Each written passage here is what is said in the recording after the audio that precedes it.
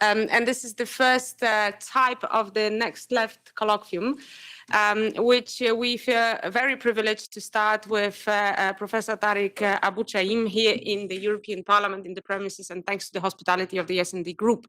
I am joined by a couple of people who are decision-making heavyweighters, so to say, and whom we are looking up for guidance ahead of the next European elections. So this sort of a conversation is precisely here to help connecting the world of academia with the world of politics, but in the most strategic manner.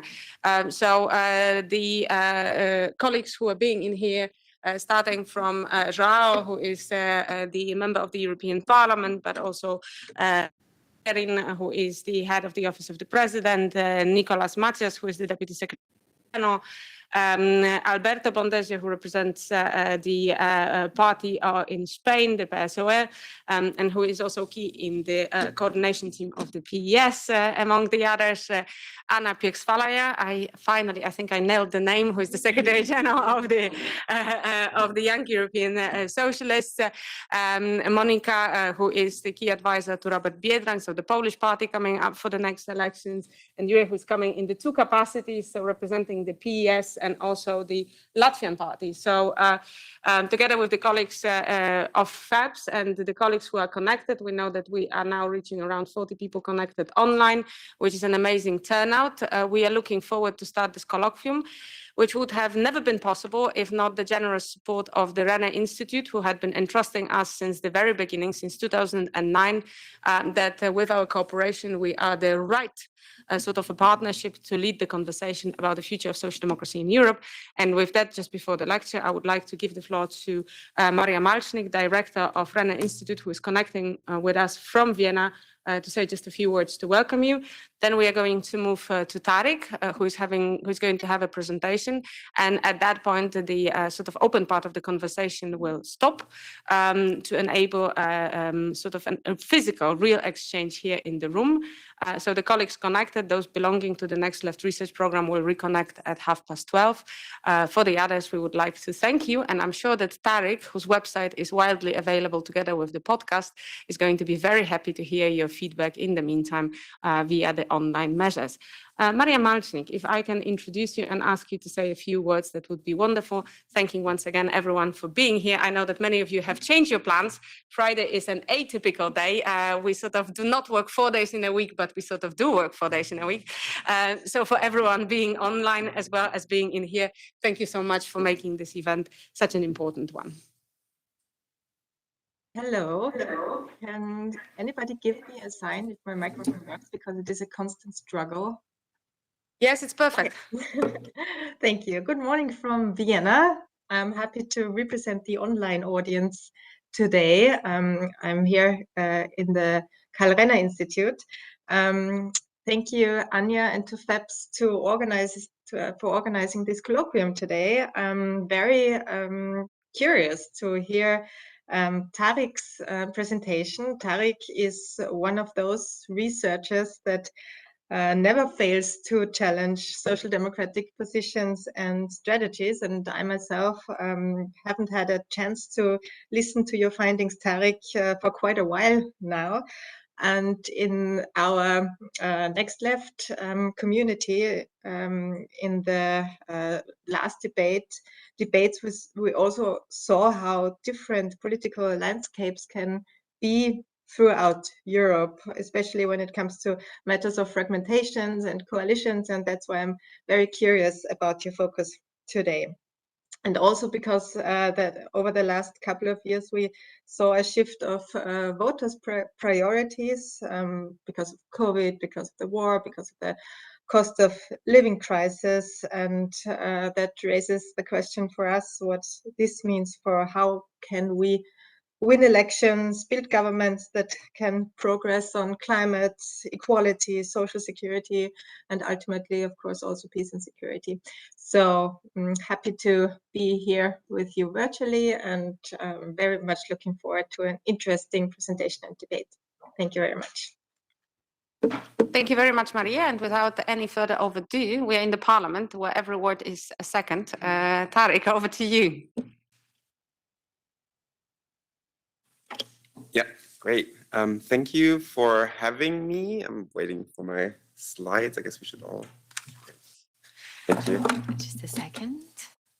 Again, thank you really for having me. I think this is a great opportunity for research who studies these questions, then to talk about my research findings that are not only my research findings, but a larger group of people researching this with the practitioners and get into a dialogue about the question of where social democratic parties stand at the moment and what they can potentially do in the future.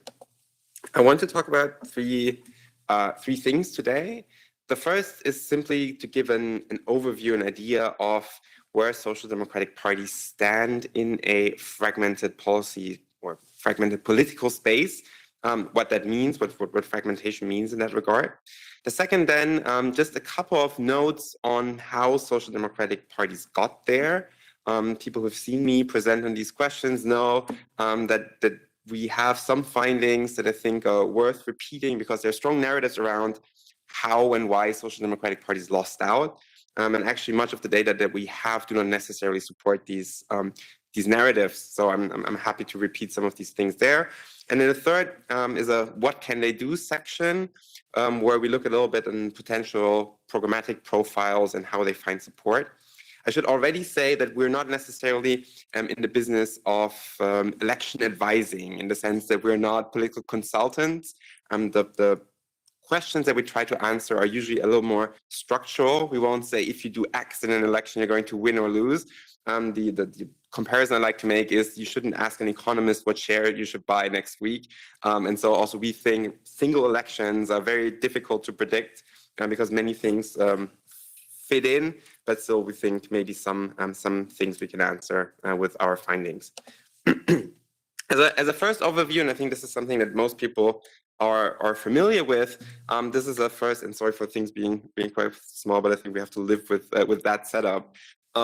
This is an overview of the old EU 15 plus Norway and Switzerland and the development of vote share of social democratic parties in that time period. And what you can see, and I think this everyone is quite familiar with this, is a strong electoral decline in terms of vote shares. If you look at this group of countries where in the 1990s there was a certain high phase, they started losing in elections, and of course then that strong decline happened in about the last 10 years with paradigmatic elections in the Netherlands and France in 2017, when they really received single-digit results.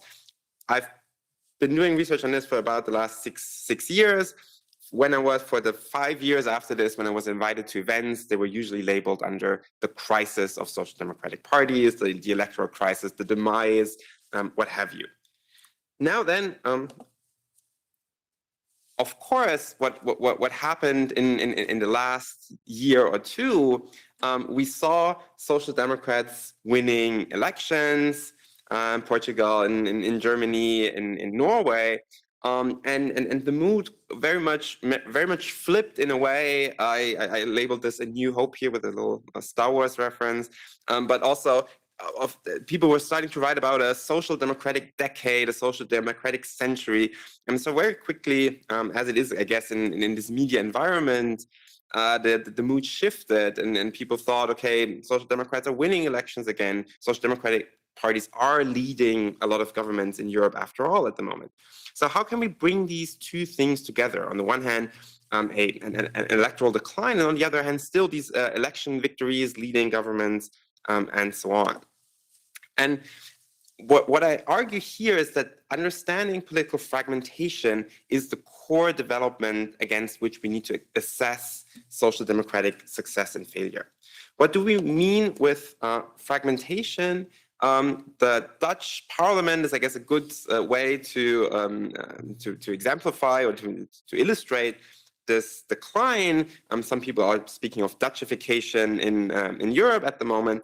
And what you just see here is how fragmented the Dutch parliament currently is in terms of the parties represented in parliament. And you even get a slightly less dramatic view here because there's a category of others with 5 seats to the right, and you have some groups in the Dutch parliament with just one seat. So you have this high degree of fragmentation.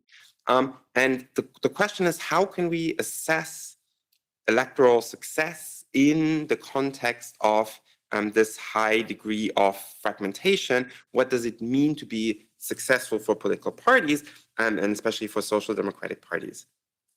So when we talk about fragmentation, is really this increasing fragmentation of vote shares and seat shares that are common to all Western European countries. Is also a strong phenomenon in Central and Eastern Europe. I should say, side note, most of our data are on Western Europe. So this is what I'm largely going to focus on when I talk especially about empirical material. I'm happy to have a discussion about which things travel better and worse. Why do we see this large degree of fragmentation in Europe at the moment? There's a multitude of reasons for this. The first is a transformation of social milieus. If you think of the world, let's say 100 years ago, when you were a worker, you were living in a working class environment, you were a member of a union, you had working class friends. And so here, these social milieus were very often reinforcing. The big exception was the church that brought people from different milieus together. But we have a transformation of these social milieus. Some sociologists are talking about individualization. There's a big debate in sociology about this. Are people really becoming more individualized? But at least what we can say is that these social milieus don't map necessarily onto our political parties anymore, right? So that they're transforming and they're becoming a bit more fluid. We're also seeing a pluralization of political demands, especially in the post-war period, 20 years after the Second World War. Politics largely focused on economics, economic redistribution, the question of the expansion of the welfare state, the expansion of education and health. But since then, we have seen new political demands become part of the political space, as we like to call it. So people base their vote choice on new issues. This is climate change, this is immigration, so-called cultural issues, questions of gender equality, LGBT rights, and so on. So we have seen a pluralization of these political demands. People want other things from politics. At the same time, we've seen a decline of intermediate organizations that have usually bound people, voters, and just citizens to political parties and to the political space. Most importantly, of course, unions and churches. And we've seen a decrease in just membership in these institutions and a decrease in institutions. So again, this function of coordinating, bringing people together around a specific cause has disappeared to a certain degree, which again led to fragmenting of the political space. And of course, then we have new political entrepreneurs, new successful political parties who exploit this new potential of political demands, and this is why we've seen this fragmentation. A metaphor I like to make about this often is that the mainstream parties, social democratic parties, conservative parties, and so on, today are a little bit like the department stores of the 1950s and 60s. So everyone could go there and find something what they needed, but in competition with chic boutiques or specialized websites, it's really difficult for these department stores to really convince someone in the end to come there and go shopping. And this is this fragmented world that the political parties are acting in at the moment. So how can we understand success in a fragmented political space? And my answer to this is we need to look at if political parties are able to lead a government or a government coalition, usually, that's close to a party's political ideal point. This is very much political science speech, right? So it is, can you lead a government where you can put most of your policy preferences into policy in the end? And I'll come back to this at the end on this coalition perspective that I think is very important also when we evaluate strategies of social democratic parties. Based on this fragmented world at the moment, we can separate the here again Western European space into three scenarios. The first scenario is one that I call Gramscian here, not necessarily his concept in that sense, hegemony. So here in scenario one, the Social Democratic Party is the strongest party and leads the government, right? That is the case at the moment in Germany, in Denmark, in Spain, and in Portugal, for example. The second scenario is partial hegemony. Here, Social Democratic Party is the strongest center-left party, but not the strongest party overall, doesn't lead a government. So that would be Austria, Italy, Sweden, and the UK at the moment. And scenario 3 is what I call implosion. Here, the Social Democratic Party is just one of many parties. And this is the case, for example, at the moment in France and the Netherlands, where we also now seen that after this implosion happened in 2017, it was very difficult to come back for these parties.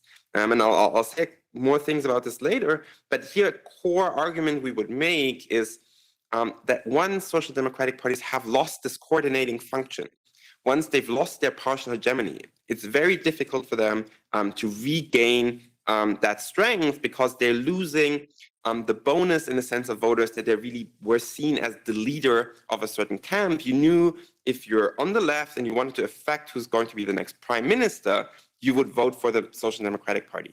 And once the Social Democratic Party becomes one of many parties in this field, you lose this coordinating function. It becomes much more difficult for them to regain power. So this is a bit the framework of the Social Democratic parties in a fragmented world, in a fragmented Western European world. And now I want to address two questions that are: first, how did we get there? How did we arrive in this scenario of electoral decline, but to a certain degree still hegemonic in a couple of countries? And then the second question I want to address is, what are potential social democratic strategies to deal with this?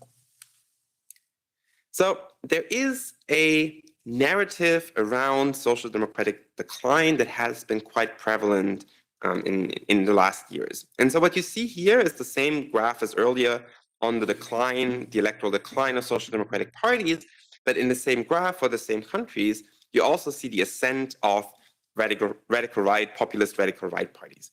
And you see how these two things move together, right? We see the decline on the one hand and the increase on the other hand. So around this, and is a narrative I'm sure everyone in this room has heard before, is an idea that social democratic parties have lost the working class, lost working class voters, and these voters have found a new home with radical right parties. There are two explanations that are usually given for this. The first is an alienation of the working class because of neoliberal economic policies that are often associated with the New Labour period.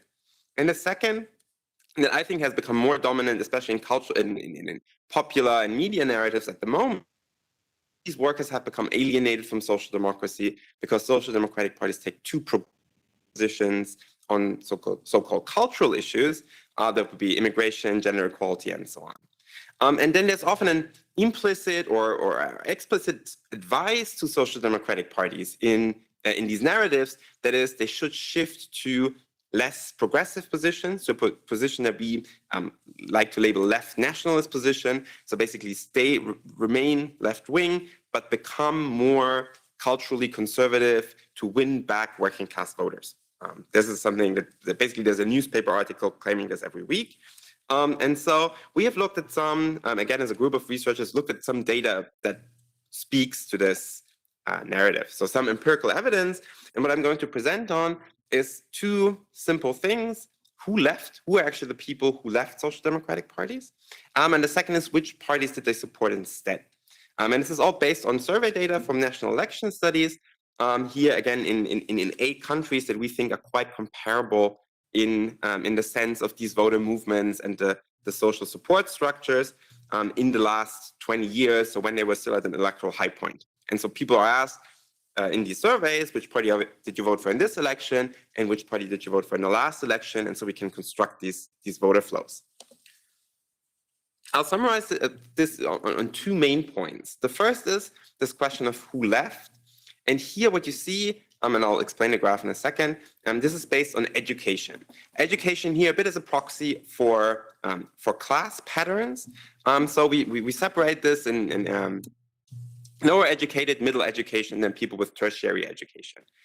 And the upper panel and the lower panel have the exact same information. The only difference is that the upper panel sums up to 100%. So we take into account how big these educational groups are.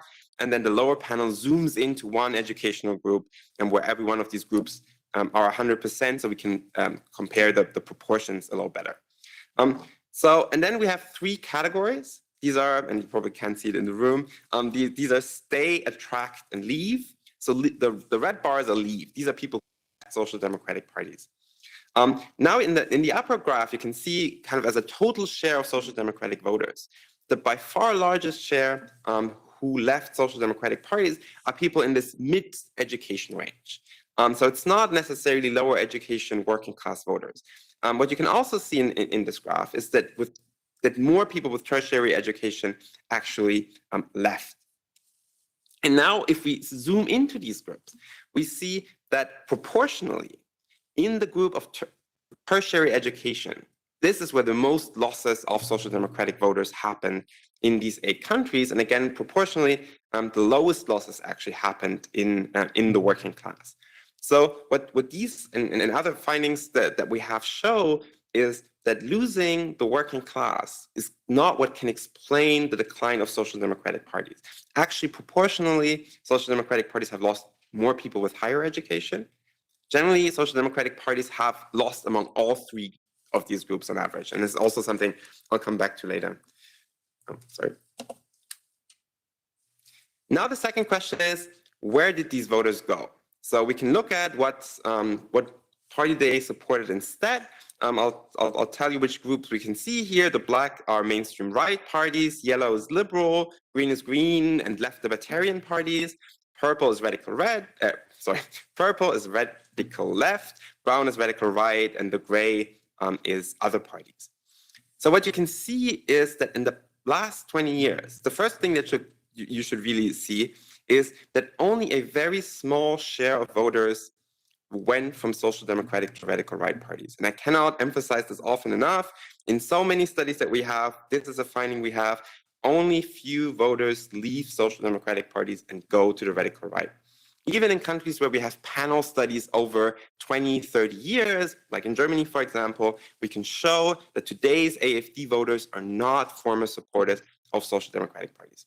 Of course, some of them, there is a share that does this, but compared to other groups, it's much smaller. And you can see that in the last 20 years, most voters went from social democratic to green or more also culturally progressive parties like D66 in the Netherlands. And this is, especially if you look at the last 10 years, this was where the strongest losses occurred for social democratic parties.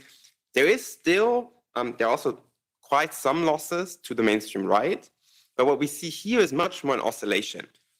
Some people go to the mainstream left, then they go back to the mainstream right, they go back and forth, and we can often explain with typical phenomena like economic voting. People don't like this economy, so they vote a government out and vote someone else in. And this is much less based on ideological patterns and preferences for, let's say, immigration and these questions, where we can really see that vote flow goes to the to Greens especially. And if we now, and this is my last on these vote switching patterns, if we now split this up by education, and if you look at the upper panel, these are people with low levels of education. And what I should emphasize is that even in that group, very few people went to the radical right. So even among lower educated working class voters, very few former social democrats went to the radical right. And again, the higher educated voters become, the more likely they've left for green and left libertarian parties, but it's probably not a surprise to anyone. Right, so this is a very brief summary of what happened. So if you look at who social democratic parties lost, it is over proportionally voters who are more highly educated. It is certainly more toward progressive parties and much less to the radical right. And this is how we can explain to a certain degree this electoral decline of social democratic parties. The second thing I want to focus on is that we try to analyze potential programmatic strategic options of social democratic parties.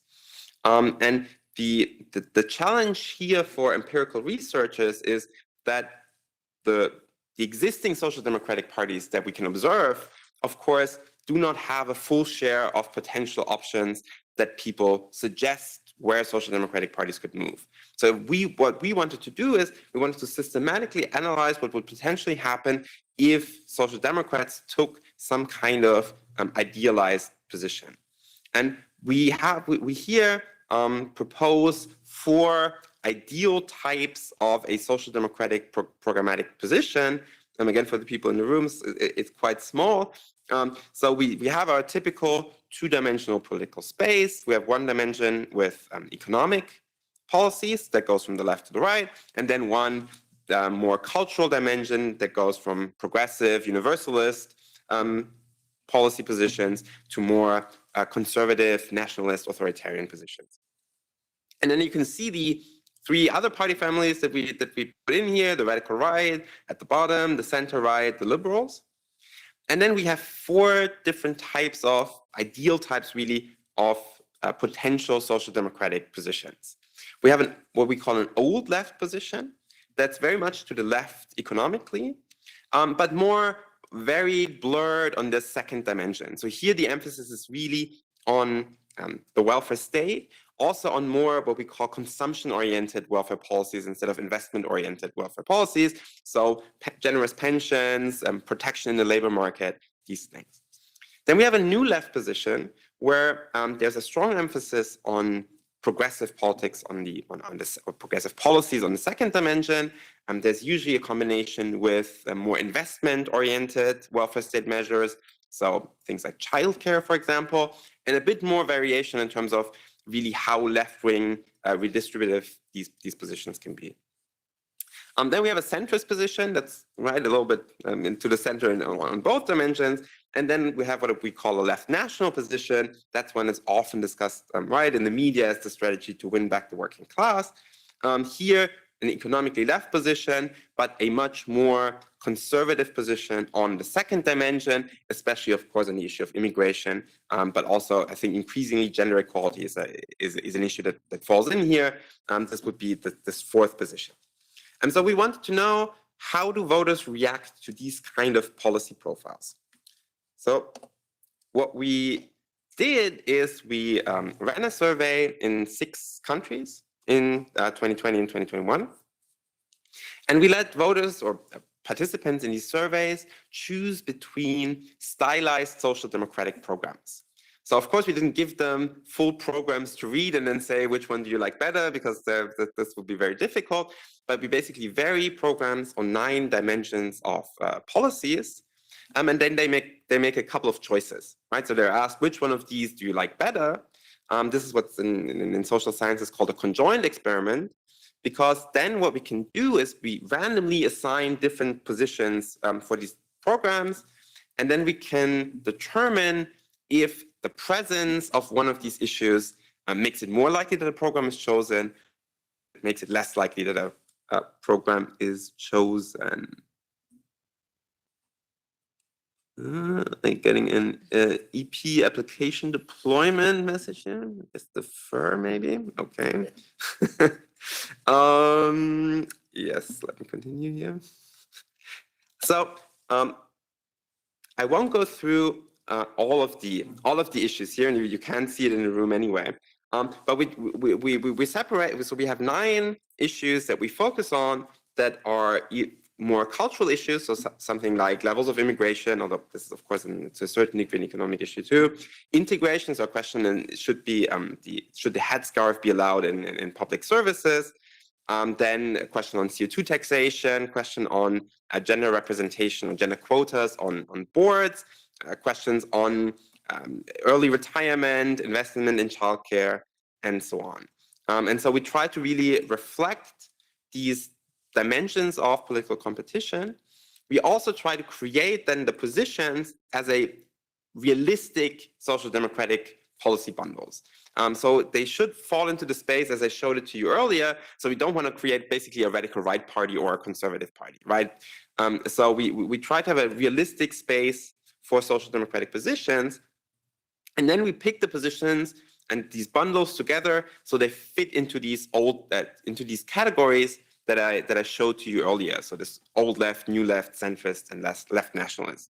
What I'm going to show to you now are two things. First, how generally these bundles are evaluated, right? Which type of bundles is just more popular. And then in a second step, also a little bit without getting too technical, I hope, which of these single issues affect the program being chosen or not. So the first thing you can see here is generally the popularity of the programs. So from left to right, you see old left, new left, left national, and centrist. And what you can see is that the old left and the new left programs are generally more popular than the left national and the centrist program. What we should say here is that we create a measure of which voters or which people in our survey are potential social democratic voters, right? We say, well, not everyone is going to vote for a social democratic party. So these are about 52% of our participants in the survey who we classify as potential social democratic voters. Happy to talk later about how we do this. And so among them, really, there's very little difference between that old left and the new left program, but these two are more popular than the left national and the centrist program. And also what we generally find is that for voters that are economically left-wing, right, we can ask them about redistribution, taxes, these things, they also want more progressive programs on the second dimension. And people who are more progressive on the second dimension, let's say they're in favor of adoption rights for gay couples, questions like this, then they are also more in favor of economically left-wing measures. So this trade-off that is often around, again, in media narratives, but also among social democratic politicians that I talk to, among these, between these two dimensions, we don't really find in our data. I was already dreading this next one because I'm sure you cannot see anything. Yes, that is true. So what you see here now, and I'll summarize it a little bit, is now for every one of these positions, how they affect the probability that someone will choose a program. And for those people maybe online who can see it in a little more detail, these are so-called marginal means. This means if the dot is on the left side of the line, it makes it less likely. This position makes it less likely that program is chosen. And if it's on the right, it makes it more likely that a program is chosen. And what we find for the, can you see my cursor now? This is so what we find for the cultural issues on top. So this here is strong reduction of immigration, a headscarf ban, no gender quota, and no increase of CO2 taxation. So these are our four more conservative positions on these issues.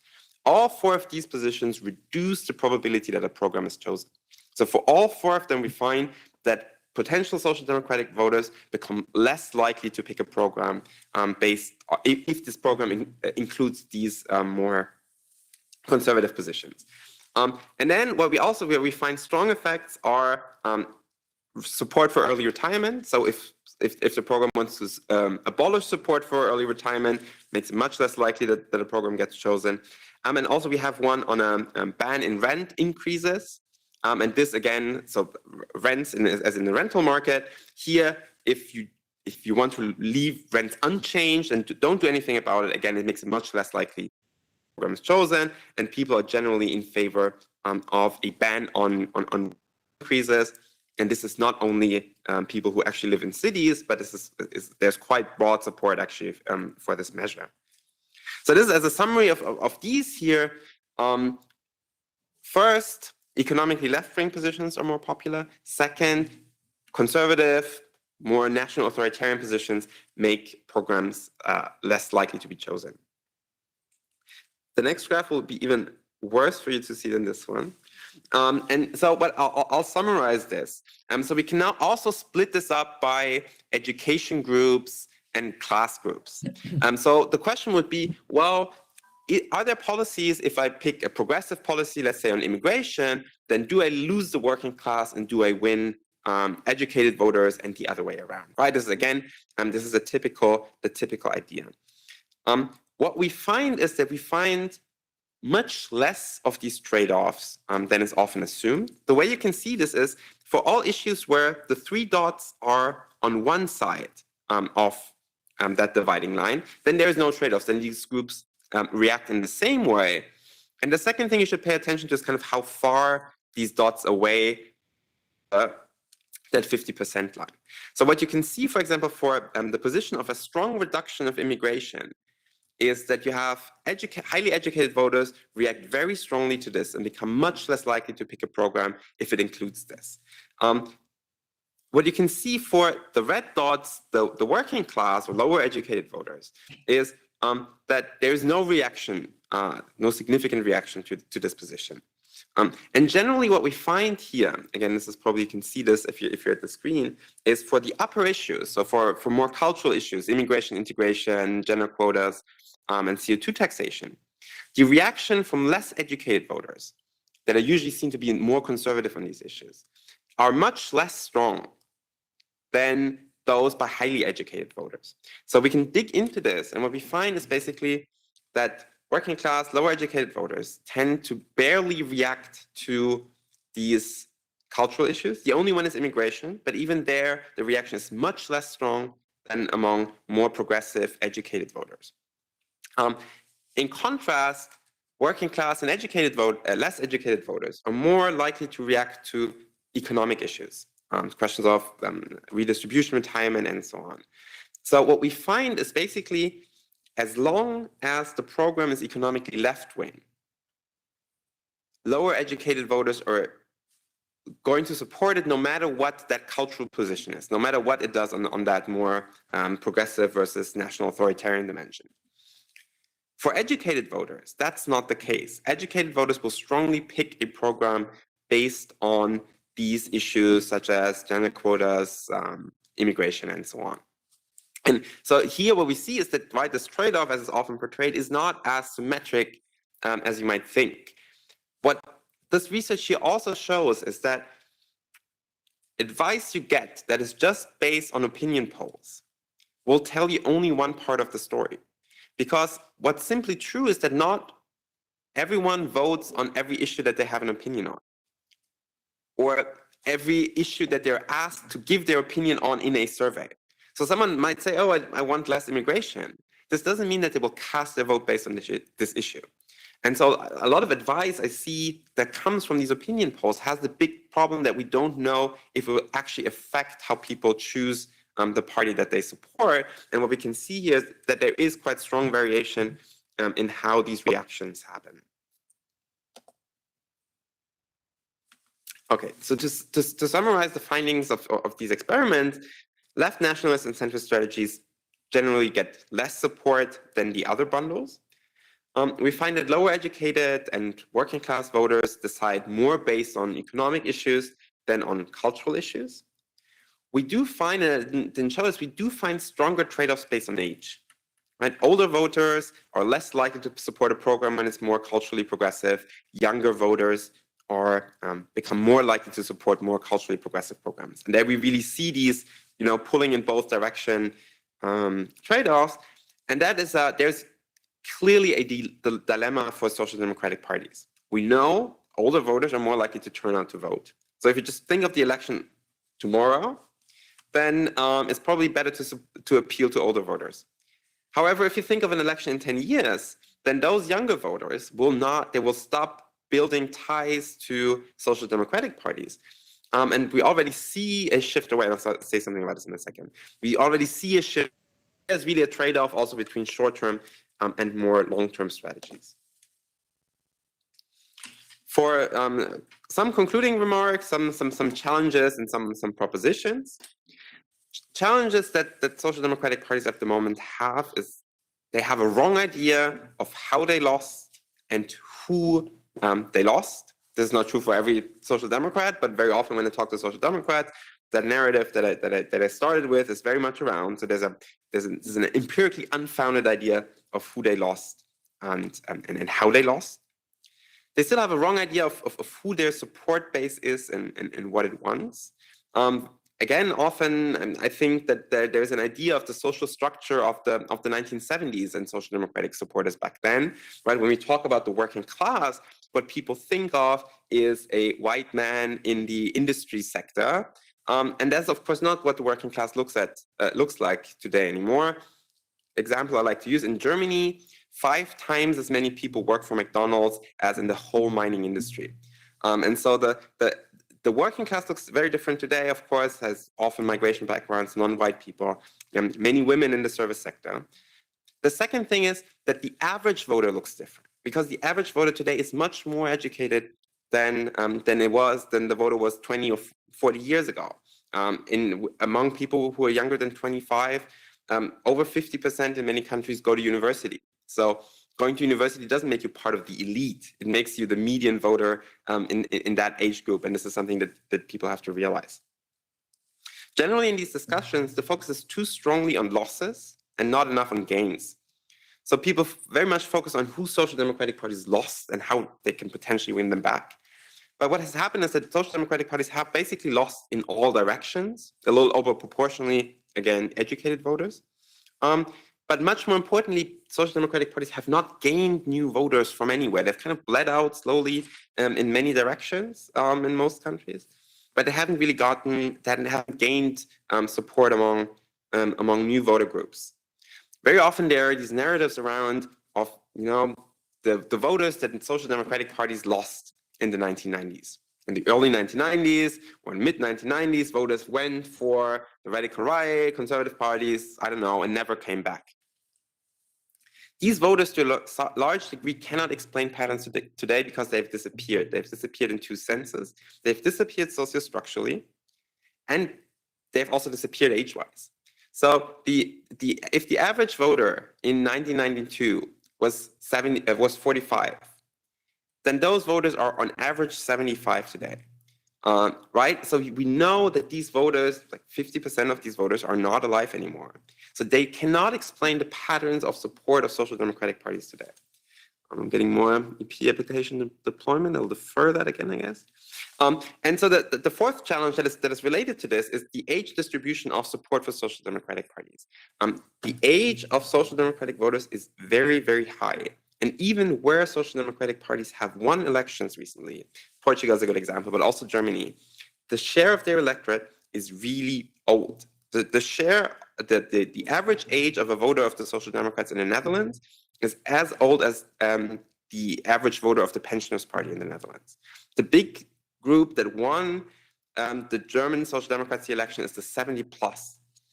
And these are voters that pick a party at the moment largely based on who's going to lead the government. So either they pick incumbents. You could see this in France with Macron, that a group that was much more a Les Républicains group before, now supported Macron in this recent election, because they're risk averse. They look at things and say, maybe things aren't going too bad, but we have this huge crisis, multiple crises around. So they pick someone they trust.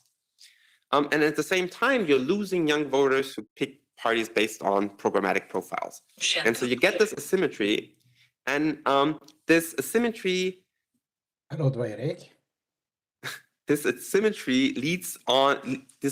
also moves on. Then we know this is a cohort change.